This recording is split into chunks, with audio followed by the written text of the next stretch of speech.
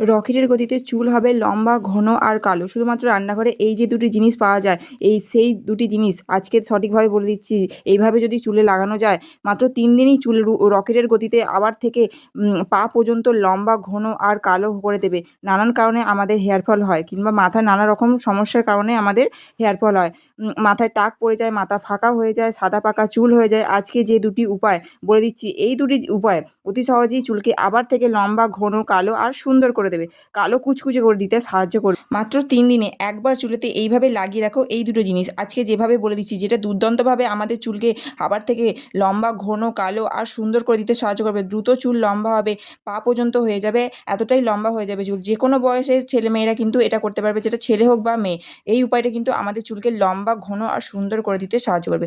লম্বা চুল কিন্তু আমাদের প্রত্যেকেরই স্বপ্ন থাকে। প্রত্যেকটা মেয়ে চায় যে তাদের চুল হোক কোমর পর্যন্ত, পা পর্যন্ত লম্বা, ঘন আর সুন্দর। তো চলো কীভাবে মাত্র ৩ দিনই তোমাদের চুল এরকম সুন্দর হয়ে যাবে তোমাদের সাথে শেয়ার করি। তো প্রথমেই লাগবে আমাদের চাল ধোয়া জল। চালটাকে ভালো করে ধুয়ে যে জলটা বেরোয় সেই জলটা তোমরা নিয়ে নেবে। চাল ধোয়া জলে কিন্তু প্রচুর পরিমাণে মিনারেল থাকে এবং প্রোটিন থাকে, যা আমাদের চুলের হেয়ার গ্রোথের জন্য খুবই ভালো। এই চাল ধোয়া জল যদি তোমরা তোমাদের স্কিনেও অ্যাপ্লাই করতে পারো, স্কিনও কিন্তু গ্লাস ফিনিশিং স্কিন আসে, যাতে বলে কোরিয়ান স্কিনের মতো স্কিন হয়ে যায়। তো এরপর আমি নিয়েছি নারকেল তেল, কয়েক টস নারকেল তেল তোমরা নিয়ে নেবে। নারকেল তেল কিন্তু আমাদের চুলের জন্য খুবই ভালো। আর যদি তোমাদের খুশকির সমস্যা থাকে, তোমরা কিন্তু এখানে কয়েক ড্রপস পাতিলেবুর রস মিশিয়ে নিতে পারো। কারণ হেয়ার ফলের আরেকটা কারণ হচ্ছে, মাথায় যদি খুশকি থাকে তাহলে কিন্তু আমাদের প্রচুর পরিমাণে হেয়ার ফল হয়। তো এর জন্য কিন্তু লেবুর রস আমাদের চুলের জন্য খুবই উপকারী। এর সাথে কিন্তু তোমরা অ্যালোভেরা জেলও ইউজ করতে পারো। অ্যালোভেরা জেলও কিন্তু আমাদের খুশকির জন্য খুবই ভালো। এছাড়া অ্যালোভেরা জেল কিন্তু এটার সাথে মিশিয়ে আরও দুর্দান্তভাবে এই সিরামটা করতে পারো। তো এইভাবে তো চুলটাকে ভালো করে পার্টিশন করে নেওয়ার পর অল্প অল্প করে তোমরা, আমি দেখো তোমাদেরকে দেখিয়ে দিচ্ছি, এইভাবে জাস্ট অল্প অল্প করে তোমরা লাগিয়ে নেবে। লাগিয়ে নিয়ে জাস্ট সেকশন করে করে চুলের ফাঁকে ফাঁকে লাগিয়ে নেবে। এই হেয়ার সিরামটা রেডি করে কিন্তু তোমরা ৩ থেকে ৪ দিন বাইরে রেখে ব্যবহার করতে পারো। আর তো যদি তার থেকে বেশি দিন তোমরা এটা ব্যবহার করতে চাও, তাহলে কিন্তু এটা ফ্রিজে রেখে ব্যবহার করার ৩০ মিনিট আগে এটা বাইরে বার করে তারপর কিন্তু তোমরা এটা ইউজ করো। তো সেকেন্ড যেটা আমি তোমাদের সাথে শেয়ার করবো, সেটাও কিন্তু জাস্ট রান্নাঘরে জাস্ট ৩টে জিনিস, হাতের কাছেই থাকে, সবসময় ইউজ করি আমরা। চা পাতা। চা পাতা কিন্তু আমাদের চুলের জন্য, চুলকে পুষ্টি যোগায়, চুলকে ঘন, কালো আর চুলে যে ন্যাচারাল যে কালো কালারটা আসতে কিন্তু এই চা পাতা কিন্তু দুর্দান্তভাবে হেল্প করে। তো এরপর নেব তেজপাতা। তেজপাতা কিন্তু আমাদের চুল পড়া কমায়, নতুন চুল গজায়। তেজপাতার এত যে উপকারিতা আছে যে বলে শেষ হবে না। তো তেজপাতা এখানে আমি একটা নিয়ে নিয়েছি।